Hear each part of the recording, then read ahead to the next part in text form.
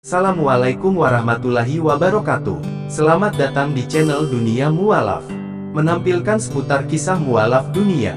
Terima kasih atas kunjungan saudara dan saudari kami. Selamat menyaksikannya.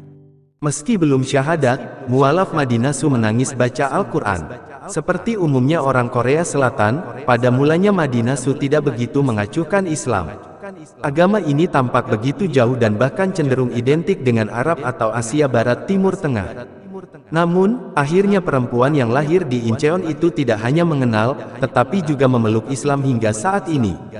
Madinah Chu berkata, kebanyakan orang tidak tahu agama Islam, atau berpikir itu adalah cerita dari dunia lain. Saya juga tidak berbeda. Bagi saya, agama Islam adalah cerita tentang negeri yang jauh.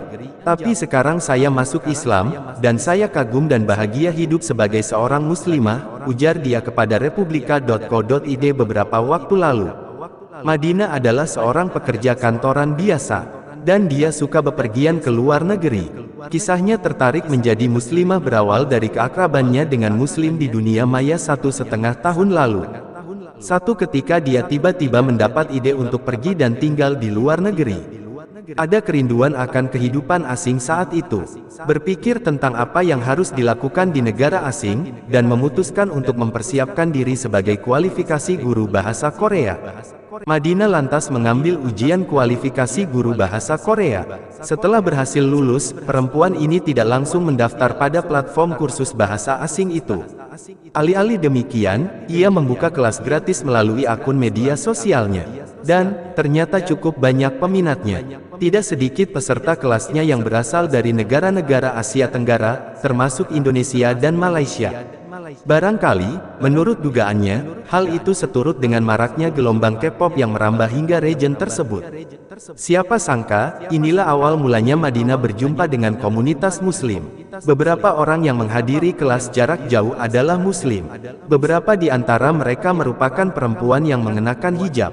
Saat itu, Madinah terbawa arus narasi yang memandang hijab sebagai simbol ketertindasan kaum perempuan.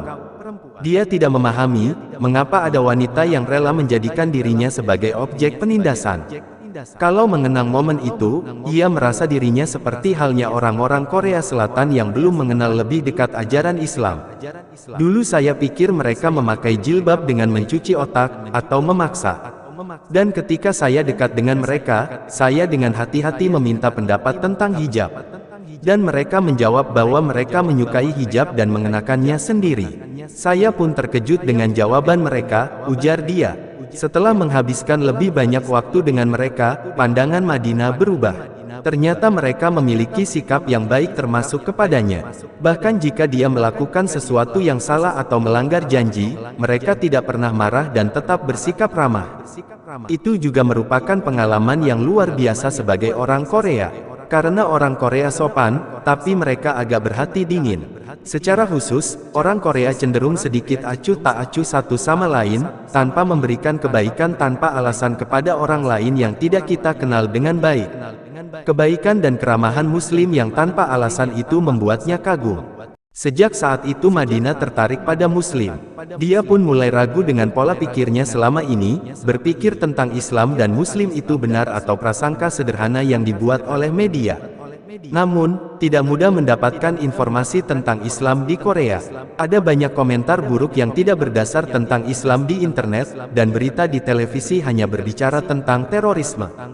Tapi ini terlalu jauh dari Islam yang ditunjukkan teman-temannya sehingga membuat bingung. Ketika mencari semua data, dia menilainya berdasarkan bukti.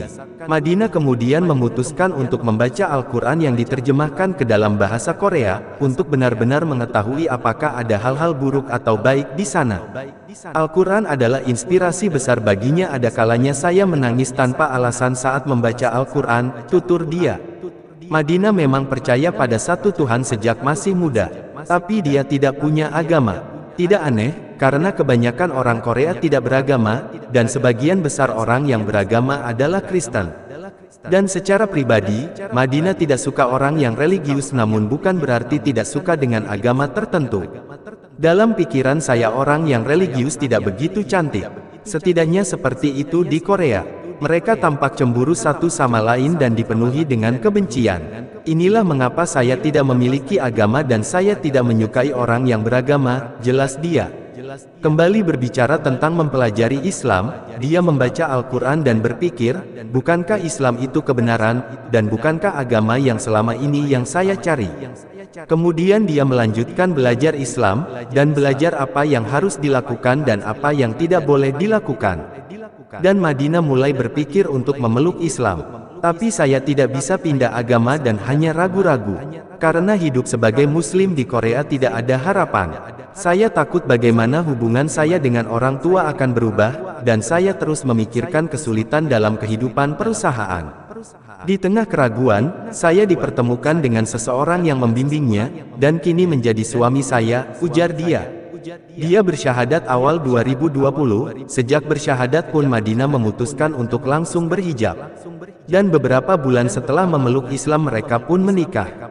Ketika Madinah memutuskan untuk masuk Islam, dia memakai hijab dan semua orang di sekitarnya menatap dengan tatapan aneh.